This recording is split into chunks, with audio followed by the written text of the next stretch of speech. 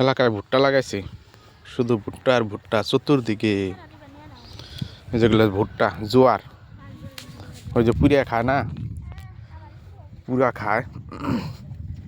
তো আসলে কৃষকের পরিশ্রম আছে, পরিশ্রম ছাড়া হয় না, জানেনই তো। এই যে মনে করেন এটা লাগাইছে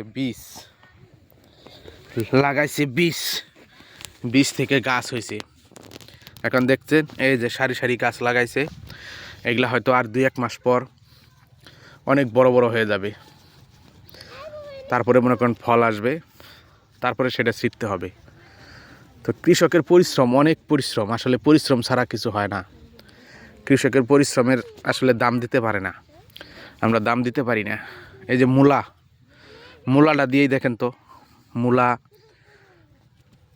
হাল চাষ করে মনে করেন মূলা খাওয়া পর্যন্ত যে পরিশ্রম হয়, যে টাকা খরচ হয়, আসলে মূলা বিক্রি করে কিন্তু সেটা হয় না। হয়তো জানেন আপনারা, মূলা হলো সবচেয়ে নিম্নমানের দাম থাকে। এখন বর্তমানে মূলা নেয়ই না।